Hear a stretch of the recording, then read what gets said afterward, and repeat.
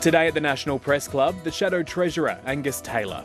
A week on from the federal budget, the Coalition argues the government's economic plan falls well short of what's needed to tackle things like the housing crisis and cost of living pressures. Angus Taylor with today's National Press Club address.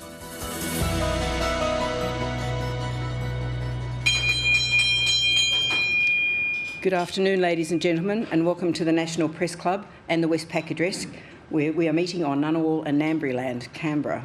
My name is Laura Tingle, I'm the club's president. Today we welcome the Shadow Treasurer Angus Taylor to reply to the Albanese government's third budget. I'd like to acknowledge that this is Mr Taylor's third appearance since the 2022 election. That's the most of anyone in the Coalition. Julian Leeser, Dan Tehan and Jacinta Price are the only other opposition shadow ministers to appear at the club since the election, and we are now less than a year from the next one. What a shame for our regular audience of several 100,000 viewers that they're missing a chance to hear an outline of first-hand of the Coalition's detailed policy positions. The club does have a standing invitation to the Leader of the Opposition, and we look forward to him accepting that in the near future. In the meantime, let's welcome Angus Taylor to the podium.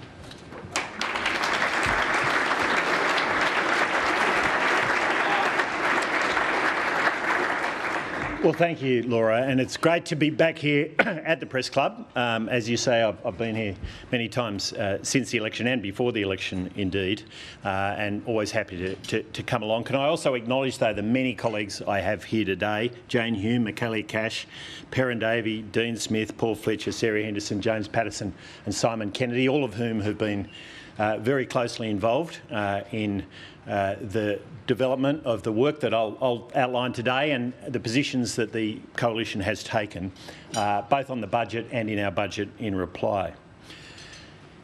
Recently, I visited a netball competition in the western growth areas of Sydney, a yearly highlight in my electorate. This year, however, the sidelines were quieter, the crowds thinner. When I asked why, the answer was simple but heart-wrenching. Many families can no longer afford organised sport for their children. This isn't just anecdotal. It's a trend we've seen nationally, where absolute necessities now take precedence over what were once considered normal activities. Persistent inflation and high interest rates are just numbers on the page until you see the impact.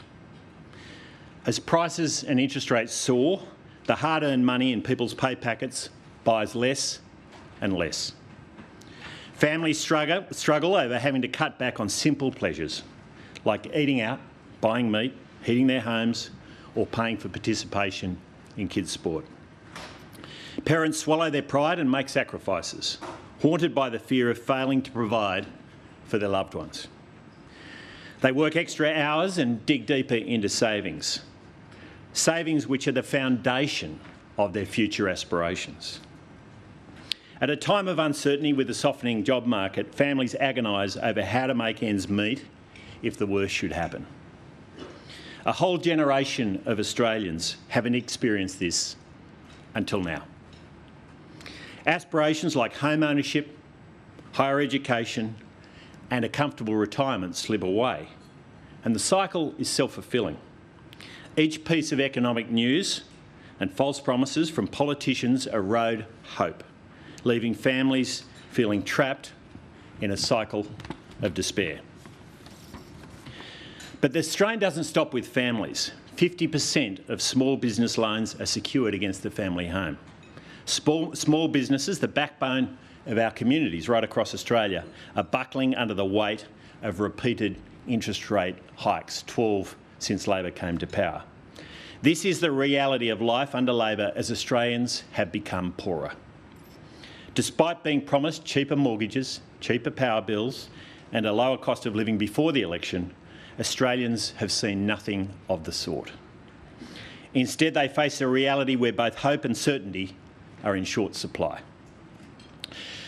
Now, alongside raging inflation, Australia is in an entrenched GDP per person recession. Our standard of living has fallen by more than 7% since the last election, a collapse unprecedented and unparalleled in other advanced economies. Real wages for working households have collapsed by around 9%. Our consumer confidence remains entrenched at recessionary lows. McKinsey has labelled Australia as being in a productivity recession. The number of unemployed people and the number of people on job seeker caseload are increasing. And most alarmingly, youth unemployment is on the rise.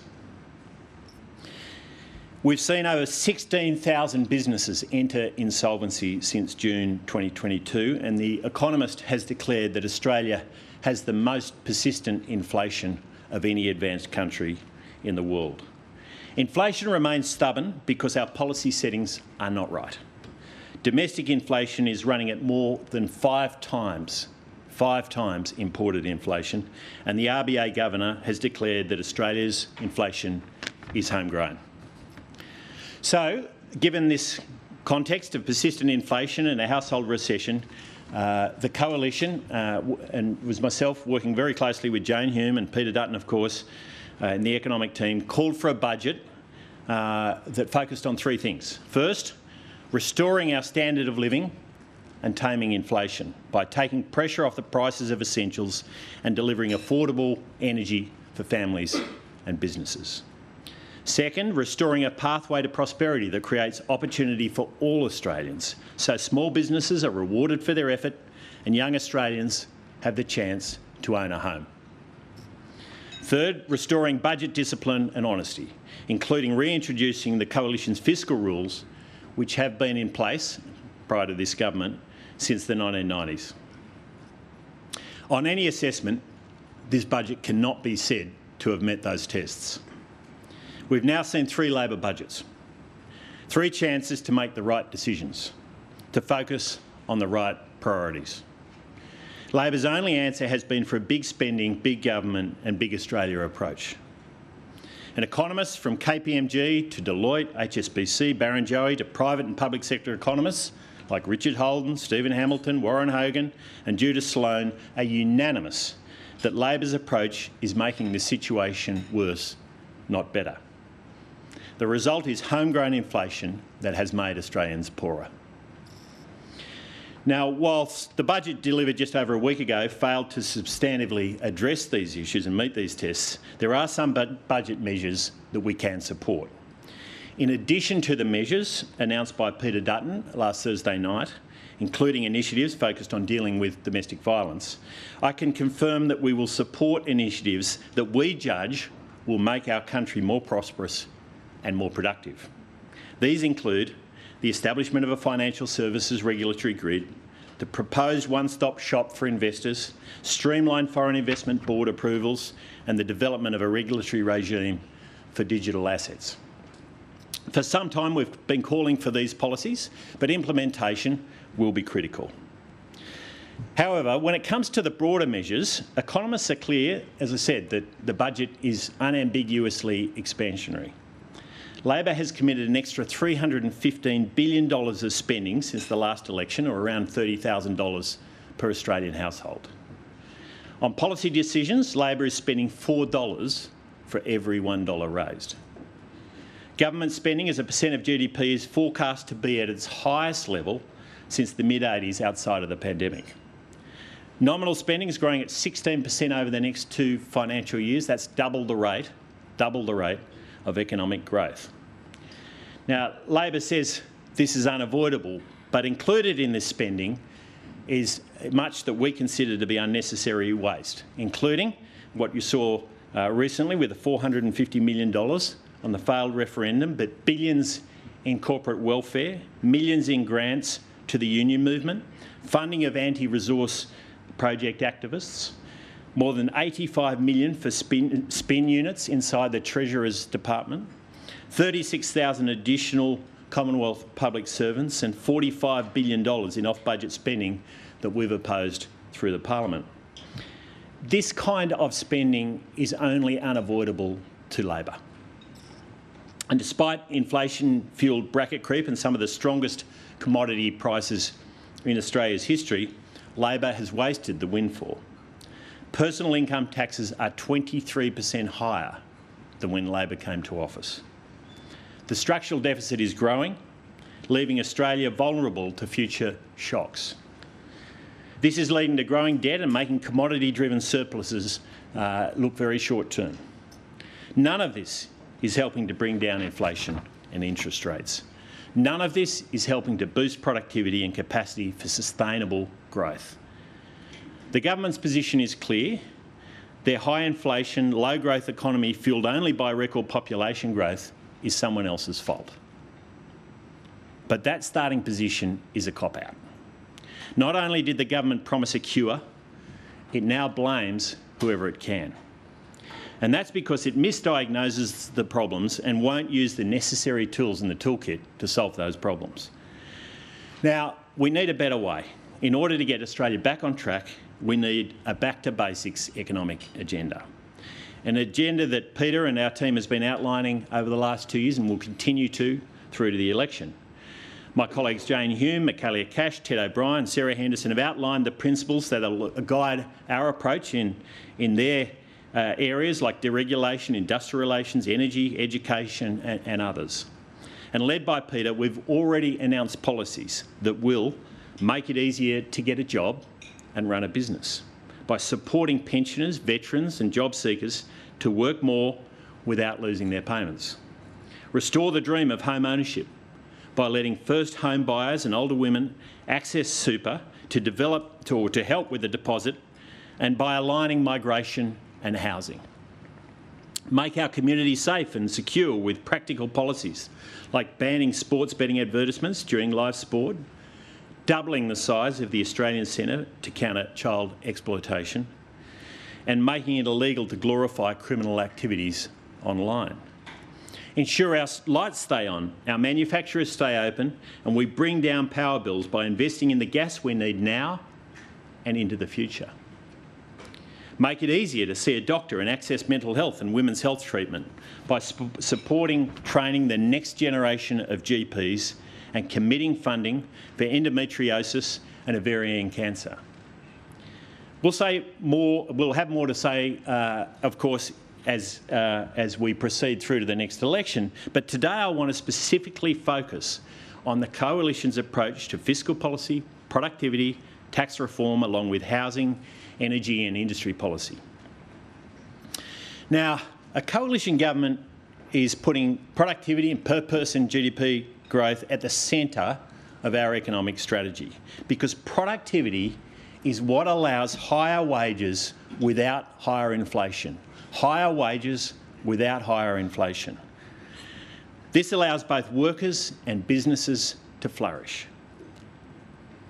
We've already gone further than most oppositions, opposing more than $58.7 billion of Labor's new spending.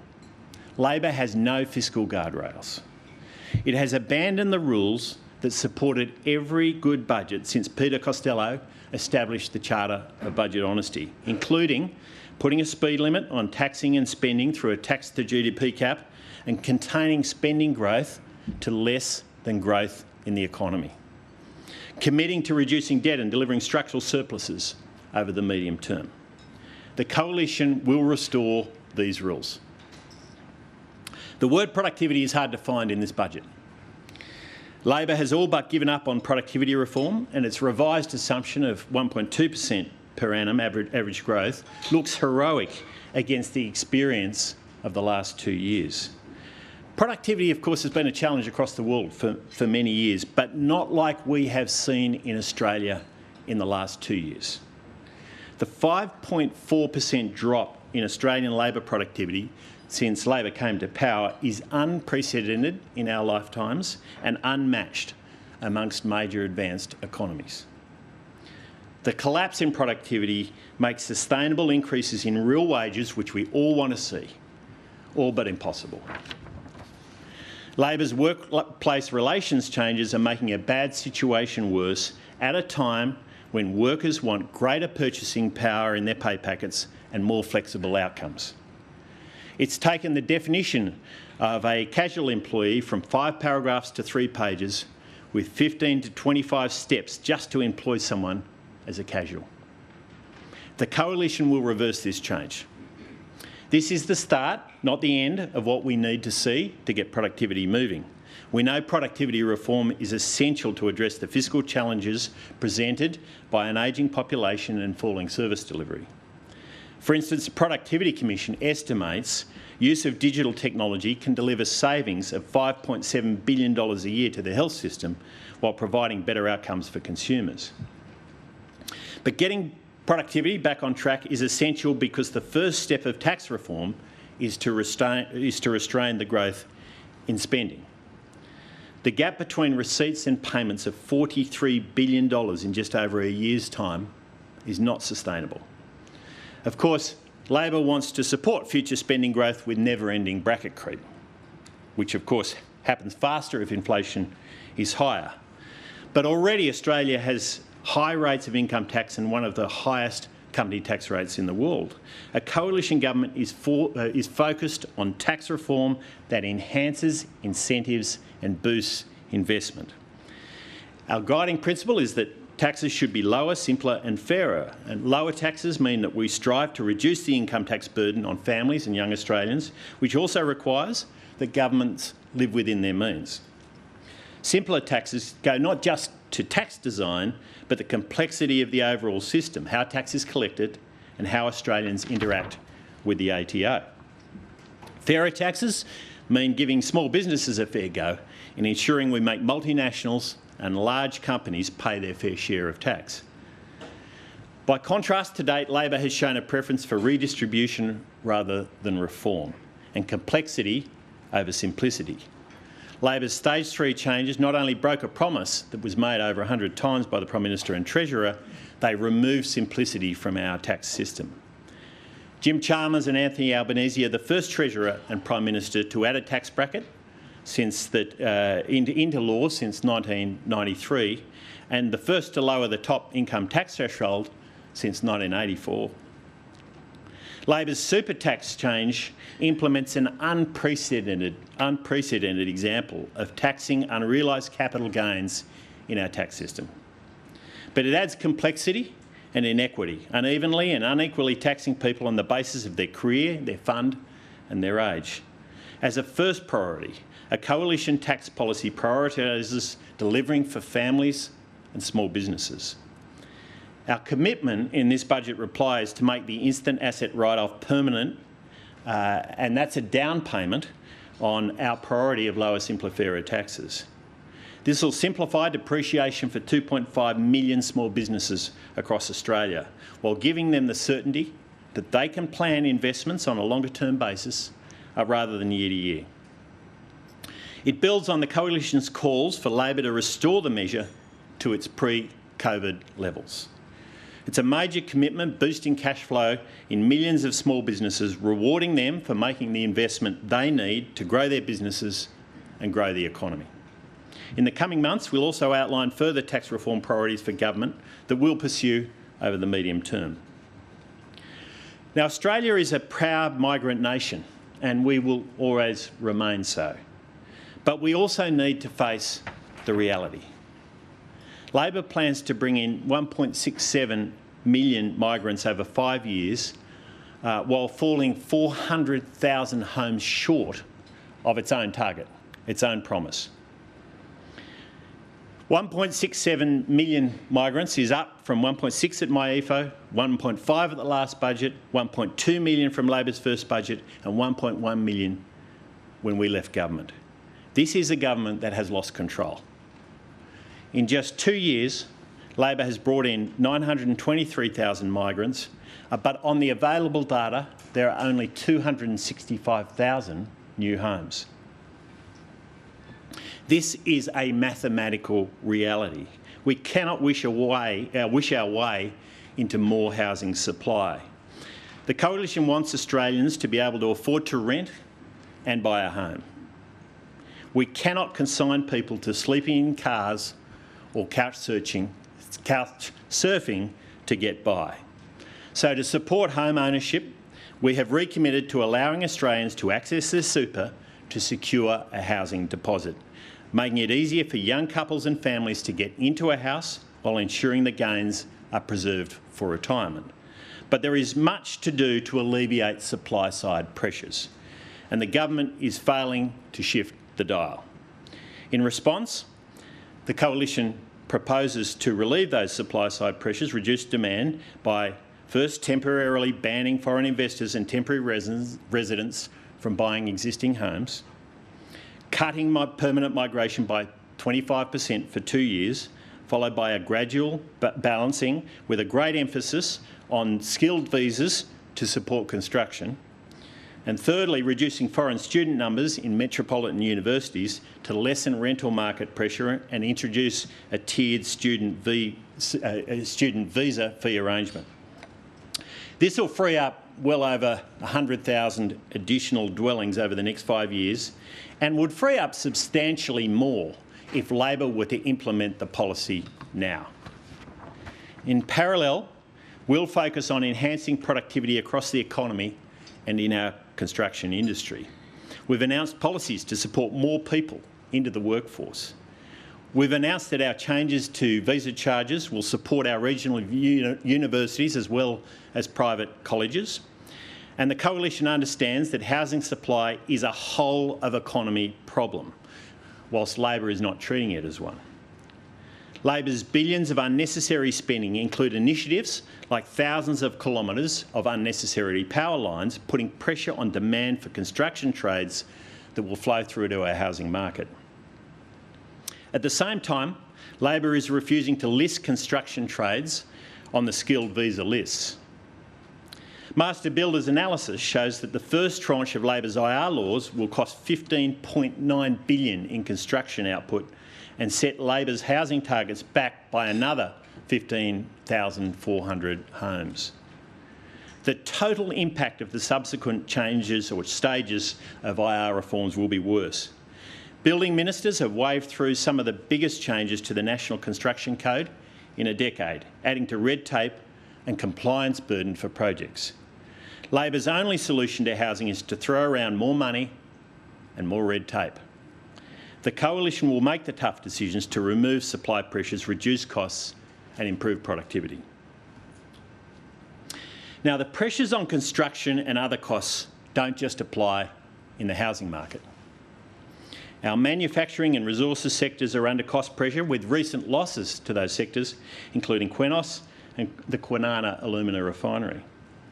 It's too expensive and too slow to build and operate things in Australia. The consequence is that Labor's Made in Australia policy is throwing taxpayers' money after Labor's bad policies. The Coalition wants our resources and manufacturing sectors to thrive. These are sectors I worked in throughout my career before politics, and I know their future potential is even greater than their past achievements. But getting back on track and back to basics means making Australia a great place to invest in resources and manufacturing again. Labor's handouts mean little compared to the onslaught of red tape, taxes and regulatory uncertainty Labor has imposed on these industries, limiting access to capital through changes to the sophisticated investor test, increasing costs through the safeguard mechanism, forcing up compliance costs and uncertainty through bad workplace laws, introducing ad hoc and retrospective changes to tax laws and rules, adding $2.3 billion a year in red tape for companies to update their emissions reports, including for their customers, making gas market interventions that have made it impossible for manufacturers to renegotiate natural gas contracts, and funding environmental litigation and lawfare, which is turning the flood of major project approvals to a trickle. As the BCA, MCA and ACCI have pointed out, it is death by 1,000 cuts. Death by 1,000 cuts. Manufacturers I speak to regularly need a better business environment today, not in the future. As Industry Minister, I was proud that when we left government, there were more manufacturing businesses, more manufacturing exports, and manufacturing was a larger share of the economy than when we came to office in 2013. More investment means getting the economic fundamentals right across energy, regulation, approvals and tax. The Coalition will make Australia a better place to invest by increasing domestic natural gas production to ensure cheaper, reliable and cleaner energy, streamlining regulatory approvals and restoring the National Gas Infrastructure Plan, which Labor dropped and has refused to reinstate. And that's a plan that will fill the gap in gas supply caused by collapsing Bass Strait production. Focusing on cutting unnecessary red and green tape, particularly around approvals. This includes reducing overlap between state and federal environmental laws and unwinding the worst of Labor's inflexible workplace laws, as I outlined a little earlier. It also means securing long-term, cheap, clean power by opening the door to nuclear energy. Robert Menzies recognised the need for the Snowy Hydro scheme if Australia was to be competitive in the post-war industrial environment. Today, we need more energy, not less. If we are to secure the future capability of our manufacturing sector, that is absolutely essential. Data, AI and robotics also all require reliable baseload energy. Yet under Labor's plan, 90% of our baseload energy will leave the grid by 2035 without equivalent capacity to replace it. With 1/3 of the world's uranium, Australia has comparative advantages in nuclear that should be seen as an opportunity, not a threat. Similarly, we should take advantage of the surge in demand for critical minerals from our allies by getting those fundamentals right. The Quad, Five Eyes, AUKUS all offer opportunities for Australia's resource industry to be a critical enabler of supply chain sovereignty for our allies. We'll explore reforms that capitalise on trade agreements and further streamline our foreign investment rules with our most trusted allies to support our resources and manufacturing industries. We've seen three Labor budgets, that have tried to have it both ways. Increasing spending while claiming to bring inflation down. Increasing taxes while claiming that families are better off. Increasing red and green tape while claiming businesses will invest more. From now until the election, you will see our relentless focus on getting Australia back on track by focusing on getting the basics right. This does mean a back-to-basics economic plan, fighting high prices and interest rates first, winding back regulatory roadblocks, delivering lower, simpler and fairer taxes and restoring the dream of home ownership. In the last 2 years, we've been prepared to take policy positions that are not easy, but are right. We will provide a real choice and a real contrast. We did it on The Voice. We are doing it with our plans on next-generation nuclear power. We are talking about productivity again because we have to. It's not merely about choosing a different government. It's about choosing a different future. A future where fairness, opportunity, enterprise and prosperity are within reach of all Australians, not just the select few who are aligned to the Labor Party. One that restores hope and confidence in our economy, our country and its great potential. This is what these uncertain economic times demand. This is what Australians need. Australians can't afford another 3 years of Labor.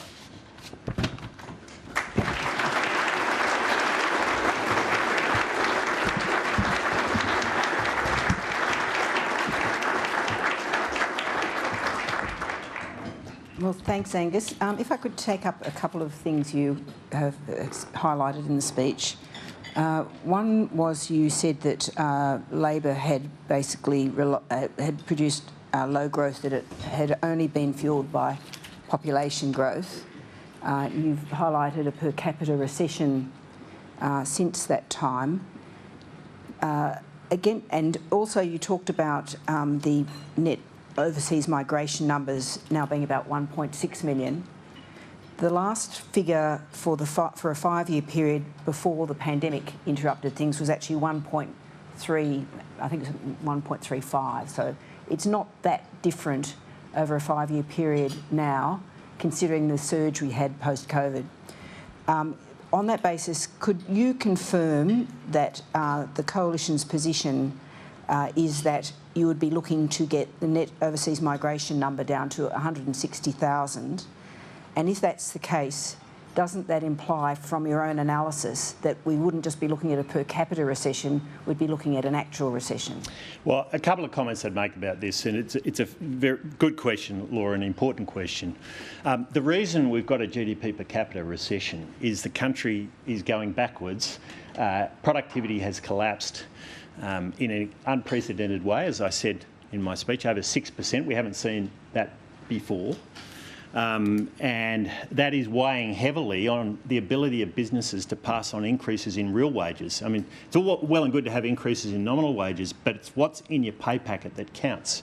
And as long as productivity has collapsed the way it has, then it's very hard to see a pathway without being in a GDP per capita recession, which is a situation we have. And it's GDP per person that counts. This is the crucial point. If you're in a household, GDP per person is the thing that affects your prosperity. And so that's why we put so much focus on it. We're absolutely not against immigration, as I said in my speech. I mean, we're a proud immigrant nation, and as you pointed out, we had sensible levels of immigration when we were in power. But those numbers have got out of control. It's 1.67, by the way, is the latest number, and you've got to remember every number Labor gives us goes up. They try to spin it. The MyEFO, they said, our forecasts have changed and we're going to cut on the forecasts. They went up and they keep going up. So who knows where they're going to end up. In answer to your question about NOM, we've said over the coming years we'll achieve a 25% reduction in the NOM versus what Labor has. I think that was the permanent migration number. And the NOM. And so that's a reasonable number for, we think, to achieve. Permanent migration is part of that. So too, as I said in the speech, is making sure that we've got a sensible level of international students. And, it's an important sector and we want to see it continue to prosper. But we've seen those numbers get to levels they never were at prior to COVID. There's been a massive escalation in those numbers in the last couple of years. And we think we can achieve a NOM, that's the net migration in Australia, which is consistent with a level of housing supply that is realistic. You can't move housing supply overnight, and so you've got to bring those two numbers into line. Sorry, so just to confirm, you're saying a 25% cut in the net overseas migration rate? That's right. Thanks. Mark Riley. That's what we call a story. Mr Taylor, Mark Riley from the 7 Network, thank you very much for your address and taking our questions today, much appreciated.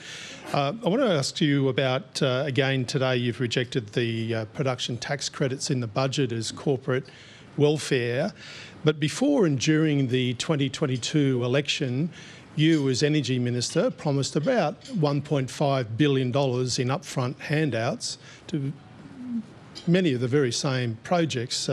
Just having a look at them now, there were $800 million to hydrogen hubs, $500 million to critical minerals projects. Isn't it hypocritical now to reject production tax credits on the basis of having promised upfront subsidies and handouts only a couple of years ago to the same projects? Well, Mark, thank you for the question, but we never promised production tax credits. I mean, that's for an operating business. Our focus was on R&D. It was on the front end of research and development to get technologies that are still in reasonably early stages to a point where they can be run commercially and profitably by businesses making commercial profitable investments. Government has always had a role in R&D. But that's not what we're talking about here with production tax credits. This is a subsidy for every unit of production. I mean, if I walked out this door now, or said to you now, we're going to give $1 to every cafe owner for every coffee they produce, that's a production tax credit. But I don't think the cafes of Australia expect that. They know they've got to produce a great product for great customers that their customers want to pay for, and from which they can make a profit. And that's what we should expect from businesses in Australia. And the broader point here is this. I'm a huge believer in our manufacturing and resources sector. As I said, it's a sector I worked in for many years before politics, but I know that it succeeds because you get the fundamentals right. It succeeds because you get your approvals right. You get red tape out of the way. You make sure your industrial relations laws are good for both employee and employer. All of those things are necessary, and frankly, they're the key to making it succeed. You don't get any production tax credits if there's no production, and the key is to help these companies to succeed by getting the fundamentals right. Dana Daniel. Dana Daniel from the Canberra Times. Thank you for your speech. You've said the government is wasting money on a bloated public service with 36,000 new roles. Where do you see the greatest fat in the public service that the coalition would look to cut back? Would you bring back the APS cap, and would you decentralise the public service by moving agencies out of Canberra to the regions or other cities? Yep. Now, all good questions, and be patient. So more detail on those numbers will be forthcoming. But the important point here is this. We don't think now is the time to add 36,000 Commonwealth public servants. There's not many Australian businesses who are able to, who are the taxpayers, of course, and Australian households who are able to expand in that kind of way. And we think just as Australian households and businesses are having to show frugality, are having to make ends meet, so too should the Commonwealth Government. Peter Dutton has already made some comments about how we would see some reallocation of those numbers towards national security roles and defence roles. But the important point here is now is not the time to expand government. Now is the time to make sure government lives within its means, so that households don't have to do the hard work for government, because ultimately it's households and businesses that pay the taxes that pay for those public servants. Phil Curry.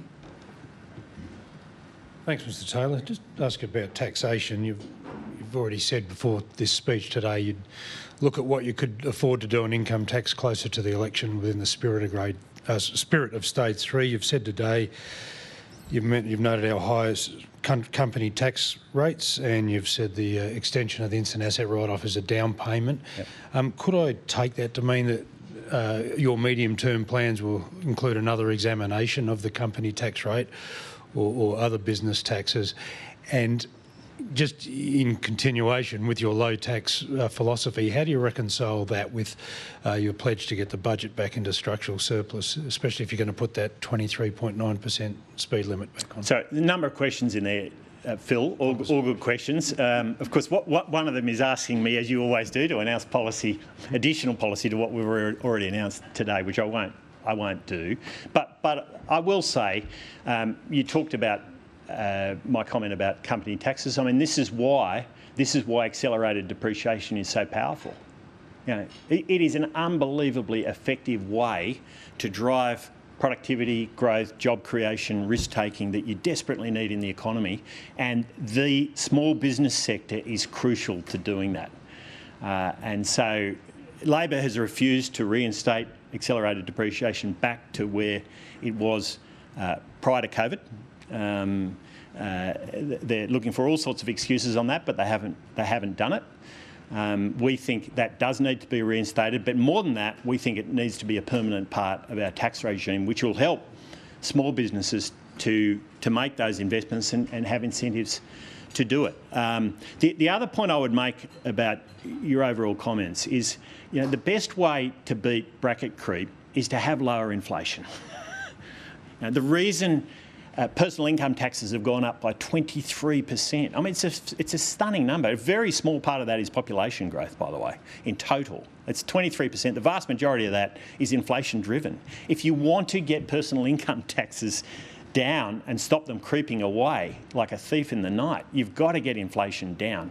Governments do well out of high inflation. This government has done well out of high inflation, but households don't. Effectively, what our tax system does is take from households and gives to the government. And our philosophy is very different. To your point about how do you make sure that you can deliver lower taxes and structural balance over time, you make sure the economy grows faster than you're spending. It is a very simple formula. It has worked for a long time, and it's a formula that this government has ditched. And we see in the next 2 years going to a big structural deficit and a 16% increase in spending in just 2 years. And could I just clarify, chasing up Phil's question, are you perpetually wedded to 23.9% GDP for... Yeah, that's the tax to GDP. That's the tax to... Which is so just it's a made-up number, just a made-up number. Well, some might say that, but it's been around for a while, Laura, and Yes. you've got to pick a number that you think. Well, the science here is that if you grow the economy faster than you're spending, your budget position is constantly improving, and that can do two things.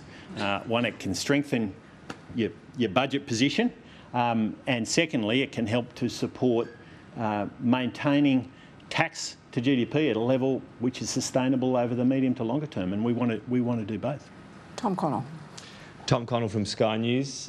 Just casting my mind back to the last time the coalition won office when Labor was in power, and similarities with the coalition narrative, if you like, wasteful Labor spending that the coalition would end. It's fair to say when you got to power, that first budget still seemed to take a few people by surprise, though, in terms of the spending cuts. So I'm just wondering your approach this time around. Will you be really detailed if you win power and then you hand out your first budget or hand down your first budget? There won't be major surprises in terms of spending cuts you've suddenly had to find? Well, we plan to announce our policies before the election, like Anthony Albanese, who's announced many of them, particularly in the tax area, since the election, whether it's franking credits or indeed the stage 3 tax cuts and so on. He's done much of that since the election and continues to, and we'll see how much more of that there is. Superannuation is another example of that, so we do plan to. But the key to this, and we realised this, I think, during our last term of government, Matthias Cormann and other finance ministers and treasurers focused on it relentlessly. You've got to make sure your economy grows faster than your spending, Tom. And that doesn't mean scorched earth. It means restraint. It means there's discipline on colleagues. What I see in Labor right now is those disciplines are not there. They're not there. I mean, every minister will always have an idea about something they could spend money on, but there has to be restraint, just as there's restraint right now in households and businesses across Australia. And to do that, you've got to have simple rules, which we did drive and succeed in delivering in that period leading up to COVID. So that's the key. That's the key, and that's why bringing back that fiscal rule is so important. It gives Australian taxpayers certainty. It gives all Australians certainty, but it also creates a discipline within government, which I think is crucially important. No scorched earth, meaning it'll happen slowly? But it's restraint. I mean, it's sensible here.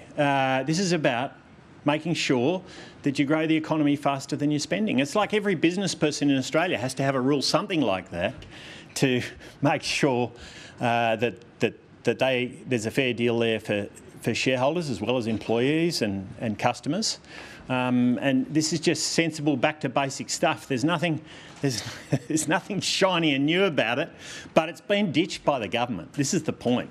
They've given up the ghost on this stuff. They've put up the white flag, and that's why you see this 16% increase in spending in 2 years. David Spears. David Spears from the ABC. Angus, thank you for your speech. I was going to ask you about nuclear policy, but I think I need to clear up migration. You've said a 25% reduction in the net overseas migration intake is the coalition's policy. Peter Dutton has said he'd reduce it from 260 to 160,000 next year. That's more than 25%. Yeah, but that's over. I'm talking about over the 4 years, David. So look, the position here is this. Well, Peter's already given you, as you know, the permanent migration numbers and the overall numbers over the next couple of years. Over the coming years, there'll be, a term of government, there'll be 25% reduction. So that's the plan. If our policies, of course, were implemented tomorrow, or if they'd been indeed implemented when Labor came to power, we'd have seen many more houses freed up and a much better balance between housing and migration. But that's the balance that we're seeking to achieve, and that's where the 100,000 houses, will. Okay, just to be clear though, on net overseas migration, is it a 25% reduction next year or not? No, I said over the full term of government. Over 3 years? Over 3. A 25% reduction. Okay, and that was a settled coalition position? No, I've already said that, David. I've already said that. By the way, delighted to get your question. I thought you'd asked me enough questions last Sunday, but it's good to see you back at the microphone. Charles Croucher. Thank you, Mr Taylor. I'll ask about nuclear then. This week, David Littleproud was asked, would there be a nuclear power plant in the Northern Territory? His response was, the Northern Territory's role will be gas, gas and more gas. Mm-hmm. Since we're ruling places in and out, can you tell me, will there be a nuclear power plant in New South Wales? Yeah, you're a bit like Phil. You're always looking for an opportunity to get us to announce another policy beyond what we already have. We've been very clear on this. We see nuclear as part of the future of our energy system in Australia. It's because we're going to lose 90% of our base load. Gas obviously has to play an important role in the meantime. We're delighted to see that the government has shown, in a rhetorical sense, some interest in gas again, but we've seen no substance behind that. We certainly haven't seen the National Gas Infrastructure Plan being reinstated. That will play a role for some time, for many years, but longer term, nuclear, which is zero emissions technology, of course, we think can play an important role in providing that baseload power. We've been very clear that the principle here is to focus on sites that are on or near current existing coal-fired generators that will close, and that's the 90% that's closing over the years coming through to 2035, they're the obvious sites. And the important reason for this is that it means that you've got substantial costs that are otherwise necessary that won't be necessary. I mean, the Labor plan right now is to wrap this country in transmission lines. And those of us who live in regional Australia understand the impact of that.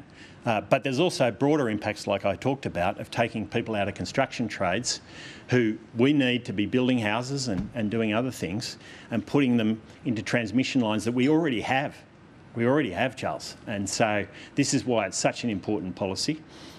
We've outlined laid out the principles around the sites, and we'll obviously have more to say. There's a lot in this policy, but it's a big shift, and I would say it's the most profound shift in energy policy in my lifetime, and so it's why we're working through it meticulously. And as I say, Ted and Peter and others will have more to say in the coming months. Patrick Commons. Oh, sorry, David Crowe. Thanks, Laura. Thanks, Mr Taylor, for your speech. David Crowe from the Sydney Morning Herald and the Age of Melbourne. Nuclear is in the news today. There's a report from CSIRO and from AEMO, the market operator, about the cost of nuclear power stations. It puts that cost at anywhere from $8.56 to maybe $16, $17 billion for the first nuclear power station. Now, in that scenario, first, what's your response to that CSIRO analysis? But I think fundamentally, do you accept that a coalition government, to make nuclear happen, has to offer subsidies to make that happen? How big are the subsidies that you're willing to offer as a future treasurer, perhaps, to a nuclear industry in Australia? You know, David, let me make a couple of points about this. The first is this. Lots of people bandy numbers around nuclear and other energy sources. I mean, ultimately, the numbers that I take the most notice of are the ones that people invest in and investors focus on. But there's all sorts of assumptions that go into numbers.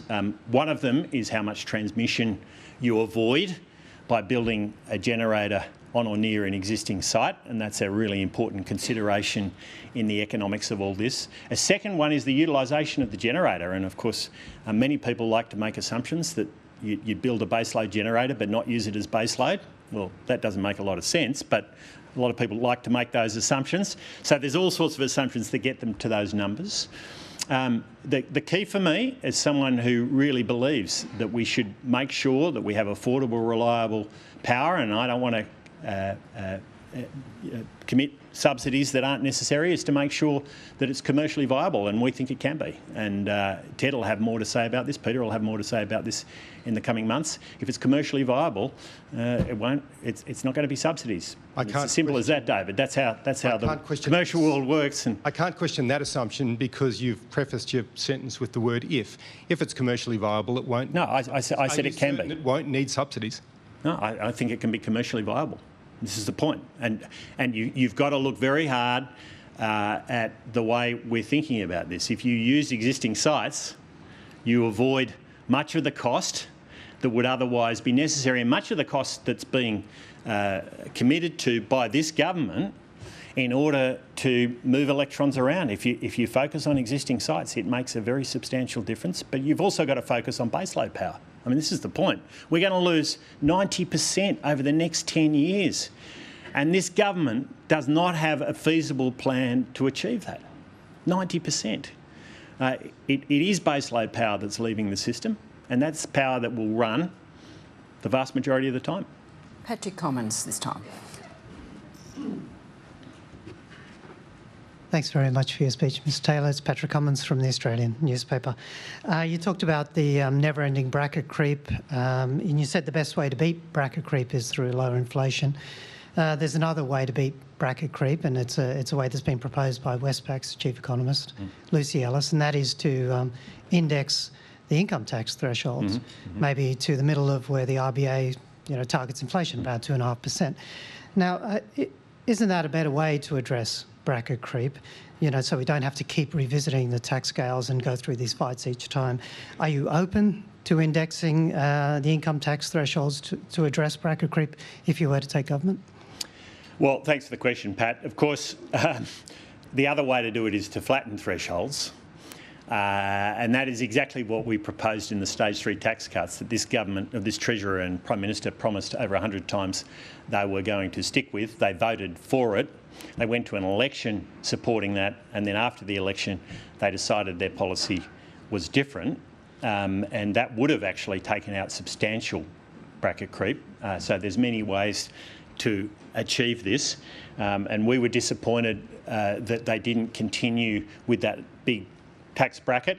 They've spent the money, of course, in a different way, but the truth is that was the whole part of the purpose of those 3 stages of tax cuts, not just stage 3, stage 1, 2 and 3, was to substantially reduce the impact of bracket creep. This government appears to love bracket creep. That's why I think they were so keen to get another tax bracket in, and that's exactly what they've done. And the reason why they love bracket creep is because it fills their coffers.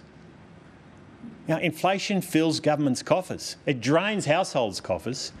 It drains businesses' coffers, but it fills government's coffers. And so the government has pursued the path it has. The first port of call is to put downward pressure on inflation, as I say, and that's our highest priority, but we'll have more to say about broader tax reform over the coming months, obviously. Jason Koutsoukis. Mr Taylor, thanks for your speech. Jason Koutsoukis from the Saturday paper. In September 2022, after the permanent migration intake was increased to a record 195,000 a year, Peter Dutton said it was too little, too late, adding that it's clear that the number needs to be higher. Why do you think he said that? Well, I don't think anyone understood at that time the degree to which labour productivity in this country could have collapsed so badly and not come back, and it hasn't. This is the point. It's very simple maths. If you have a labour productivity collapse of 6.5%, you need to have 6.5% more labour to be able to produce the same amount as you did before that labour productivity collapse. Now, our hope is that the government will actually try to fix that. They've shown no pathway to do it, but what I've laid out in my speech is a pathway to fix that problem. And that's why we think we can balance a more sustainable level of immigration with making sure that we're dealing with those skill shortages Australians are seeing, and have seen in the past. We do think that balance is absolutely achievable, but the key to it is to get productivity back into balance, and it hasn't been under this government. Poppy Johnson. Thank you for your speech. Poppy Johnson from AAP. I was hoping you could address a critique of the super for housing policy, that people most in need of help to get onto the property ladder don't have enough super to help them buy, and so it will help wealthier home buyers. What do you say to that? Sorry, can you just repeat that last part of the question? I missed it. Poppy. Oh, that people most in need of help won't have enough super in their accounts. Yes. And it will be more likely to benefit people with more in their super who are wealthier. Yeah. Well, look, we think Australians deserve the opportunity to use their super for every possible investment that's available. And right now you've got a situation where Australians can invest in anyone's home except their own. That's the truth of what we've got at the moment in front of us in the current situation, and we think it's absolutely appropriate for those who have got super in their account to be able to use that for their own home as well. They've still got to put it back in. It's still part of their accumulating pool of assets that they'll use in retirement. And the crucial point here is we know that the best indicator of a good retirement is going into retirement owning your home. So we do think it's important. It's not going to be the answer for everyone, which is to your point, but it will be the answer for many, and it's why we continue to support it, and it's why we consider owning your own home as absolutely central to the Australian aspiration and the Australian dream, and we think this is part of the answer. Katina Curtis. Thanks. Katina Curtis from the West Australian. I just want to take you back to the net overseas migration number. I think there's a lot of scribbling and calculations going on. So on your answer before, you said you're looking at a 25% reduction over the term, the estimates on the term of the next government. So that would give me an average of 181,250 NOM each year. So is it a 25% reduction, or is it 160,000, as Peter Dutton has said? And would you guarantee that Australia would still have a $50 billion education export industry? Yeah, so answer to those two questions separately. To your first question, I think I've already answered it, so I'm not going to add to that. I've already given you the answer to the question. But what you've said is different to what your leader has said. But no, it's not. It's not different. I mean, you don't confuse permanent migration and NOM and the time frames and he said 160,000 in the NOM. But I've been very clear about where we sit on this. The second question, which was, do you guarantee Australia will still have a $50 billion international education sector? Yeah, of course. I mean, we've still got a big international education sector. I'm not going to predict what its revenues are going to be. That's driven by all sorts of things, including how much they charge for each student that comes to a university or college or vocational education. But what I am going to say is that we'll continue to have a successful sector. But we did see, we have seen in the couple of years since COVID, a huge increase in those numbers. It's got to be sustainable. But we want it to be sustainable at a level which can work for those educational institutions, but also works for Australian students. I mean, if that number gets out of kilter, then the truth is the educational experience for Australians goes backwards. We've seen some of that right now, and we need to get the balance right. And what we're suggesting is, and we'll again have more to say about this in the coming months, that getting that balance right has got to be a real focus of the government's policy, and it's certainly a focus for us. Ben Westcott. Sorry for the dead air. Thank you so much for your speech, Shadow Treasurer. Really appreciate it. I just want to take you to the cuts so the government in your first year of office in 2 years' time, if you win the election, it's a $40 billion deficit or something like that. Now, so far you've spoken about a number of cuts you want to make to what Labor's promised at this election. Most of them are in the millions, though. The exception is the billions in corporate welfare. Now, that's only 300 million in that year. Most of that's backloaded to the, never. And then there's the government, the public servant spots as well, which is about 6 billion or something like that. So that leaves about 34 billion or something like that. What sort of cuts are you thinking about making there? How are you going to bring that down? Well, I think I've laid out a very clear picture for the overall goal, which is that you've got to make sure your spending grows faster, or the growth grows faster than your spending. Your economic growth is faster than your spending growth. And it's such a common sense rule, because then you're always improving your budget position and you're able to give money back in lower taxes over time. So it's pretty simple. You're missing some significant numbers in all of that, by the way. $45 billion that we've opposed through the Parliament, $18 billion of interest payments attached to that, and that's very significant, and it includes much of the power line expenditure that I think is unnecessary if you get your energy policy right. So, the important point here is this is restraint. This is just sensible restraint. It's not some kind of scorched earth policy. It doesn't need to be. We saw that when we were last in government. If you have sensible restraint, it means that you can do things like pass through tax cuts, stages 1, 2 and 3. That was our focus in government, and we'll have a very similar focus when in government again. Paul Carp. Thanks very much. The GenCost report shows large-scale nuclear would cost $141 a megawatt hour, compared with $80 to $130 for solar and wind, and that includes the cost of firming renewables and the cost of transmission. So just picking up on David Crow's question, what exactly are you doing differently to the CSIRO to bridge that gap? And will the coalition possibly be reviving the national energy guarantee so that the reliability of nuclear is priced in? Well, can I make a couple of points about that? The reliability piece of the national energy guarantee was actually implemented. I was the minister when we did it, and I realised that we had to go further and we had to establish a capacity mechanism, which this government has pursued, but said it should be renewables only. Now, we're the only country in the world that I'm aware of that's done that.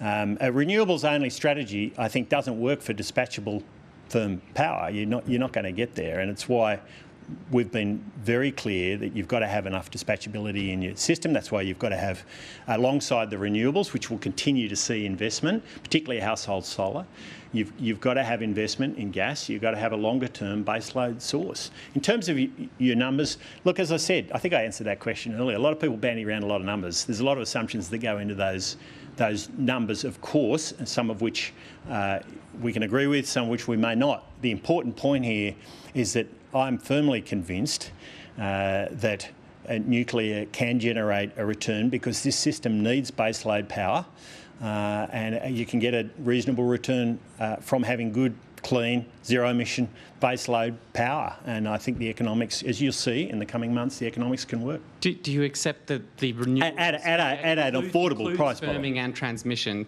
The GenCost report includes firming and transmission for renewables, and it's still cheaper. Well, there's lots of other assumptions in the GenCost as well, so we can sit and get technical about this now, and I'm not going to do that. But there's lots of other assumptions in a GenCost report that we can sit and argue all day. What I am convinced of is that this can be a source of baseload power, high utilisation power in our system, which is zero emissions, which can be affordable, and which can deliver the necessary return. We're getting close to the end of our broadcast time, but are you happy to take a few more questions? Sure. Yeah. Thanks. Pablo. Thank you. Pablo Vinales from SBS. Mr. Taylor, nurses and aged care workers make up some of the biggest cohorts of skilled migrants coming to Australia. So under your proposal to cut migration, is it not the case that you would have to reduce the intake of these workers in order to allow construction workers to come in and build the houses that Australia needs? Yeah, I'm not going to get into the allocation of those visas across different groups today.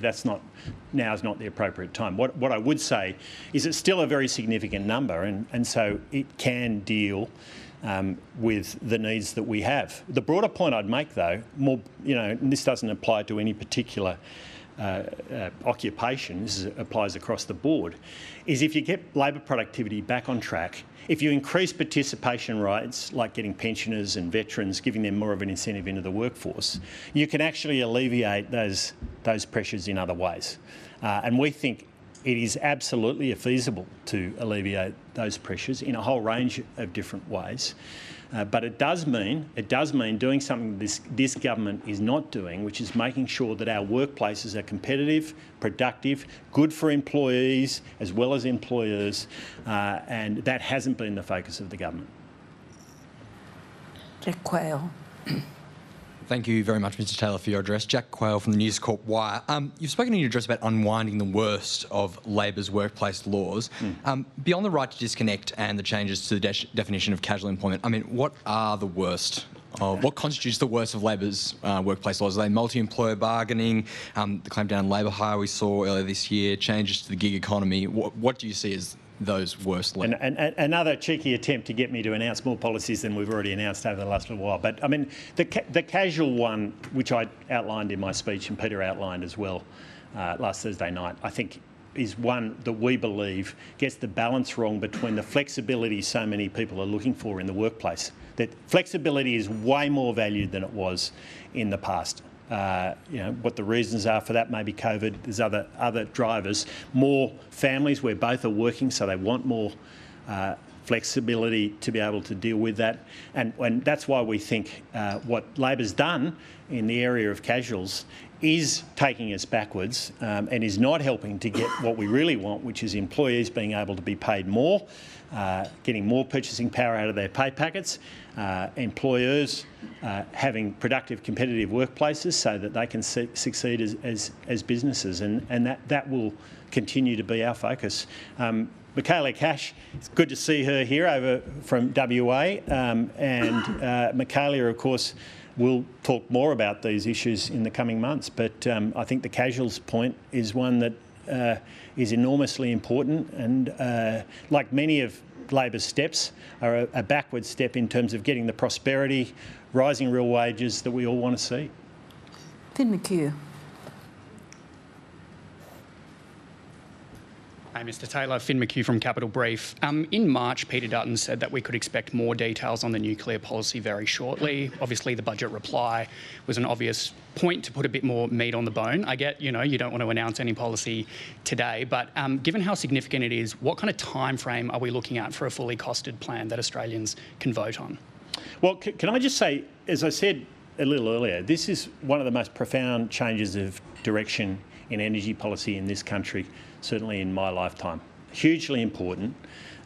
It is about making sure we've got an affordable, reliable, sustainable energy grid for decades to come, and making sure we've got a pathway that's achievable, not a pathway that's going to take us in the wrong direction. And that's why we're announcing it in a staged way. We've laid out many of the principles, and Ted O'Brien will continue to do that. I'm not going to give you the date of all our announcements between now and the next election, but can I assure you of one thing? We will announce our policies before the election, not afterwards. And we were unbelievably disappointed to see this Labor government make a series of announcements about what its policies were before the election and then change their mind afterwards. Our focus is on consistent policies before and after the election. Unlike 2014. Melissa Code. Hi, Mr Taylor. Melissa Code from the Mandarin. Apologies if this question sounds contrarian, but I think it's an important question to put to you. You mentioned before the importance of government spending within its means when it comes to resourcing the Australian public service. And when Labor approached the last election, one of its election mandates was making the APS fit for purpose. Given the budget references some really essential things like clearing backlog for Veteran Affairs compensation and also Services Australia backlog of like 500,000 claims, what is the Coalition's view on adequately resourcing the APS if not resourcing it properly might lead to really consequential issues that come up in major royal commissions further down the track, costing the government and society even more? Yeah, I mean, there's areas where it's clear that backlogs have needed to be cleared. We were very conscious of that in government on veterans in particular, where we upped that resourcing in the final budget, because we did feel that needed to be cleared, and that was an important initiative.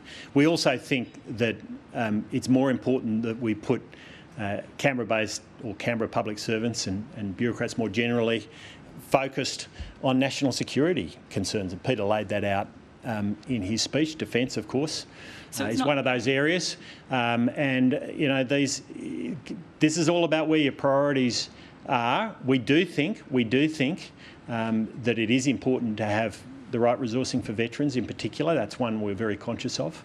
So it's not the case the Coalition is anti-fit-for-purpose public service? No, of course not. I mean, I've worked with the public service for many, many years as a minister, and I know there's enormous capability within the public service. But like every part of Australia, every household, every business, we've got to live within our means. We've got to achieve the best possible outcomes with the resources we have. And that's important for the public sector as it is for the private sector and households. And you know, this is just sensible stuff. It's how most Australians have to live their lives, and it shouldn't be any different for Canberra-based public servants as it is for anyone else. Andrew Probyn. Mr Taylor, Andrew Probyn, 9 News. Look, at risk of really annoying you, would you spell out exactly what your policy is on net overseas migration? Because there seems to be quite a bit of confusion driven by the fact that your numbers don't seem to stack up with Peter Dutton's. Well, I don't agree with that, and I've laid them out. And, well, can and you lay them out again? So Probes, I've already answered that question. I'm not going to answer it again, and I've been very clear about it, and I'll leave it to you to make the commentary. But you know, our position is clear. Look, at the end of the day, we think we can free up 100,000 homes for Australians, and it's not very hard to work out the calculations on the NOM that have got to support that. So I'll leave you guys to the commentary. But the crucial point is this: we want to see Australians being able to get back into a home again when that's their aspiration. And we see a whole generation of younger Australians who are losing that aspiration. They can't see a pathway to own a home. And one of the important levers, is not the only one, but one of the important levers to achieve that is to make sure we have an immigration rate, a net overseas migration rate, to use the technical jargon, that is consistent with what our housing sector can build. And that's what this policy is all about, and that's how the 100,000 has come about. We would strongly encourage the government to implement the policies that we've outlined tomorrow, and that number can be substantially higher. So that's where it sits, Probes, and I think it's pretty straightforward. You free up houses because your net overseas migration is lower, and I've laid that out. Finally, Chair's prerogative, if you wouldn't mind. Now, you're saying that you'll also be stopping foreign investors from buying established housing. There are only 1,339 established dwellings with the last data we've got available bought by foreign investors. On that basis, why wouldn't you stop domestic investors buying established homes, given that they bought 172,000 established dwellings in that same year? Why not scrap negative gearing and reduce the capital gains tax for investors in established dwellings? Well, you know, I realise that the Labor Party and the union movement have a vision of housing ownership and rental in this country where the unions own the housing stock, not small Australian businesses, plumbers and chippies and electricians, who, of course, are now in a position where they can buy a block or buy a home and use their skills to add value to it. And that's how our system works. And then they rent that out. Ultimately, they might live in it as well, but they rent that out. And we think that's a good model. We don't think that's the right thing to change. You know, and foreign investment is a very different thing. I mean, those chippies and electricians and plumbers already live in this country, and that's it's a very big difference between those two things. But we don't share Labor's vision of big union-owned housing, renting that housing out to Australians who want to rent. We just don't think that is the pathway forward, but that's the pathway we know Labor wants to pursue with those policies. Well, you've been very generous with your time today. Thank you, and please thank Angus Taylor for speaking. Thank you.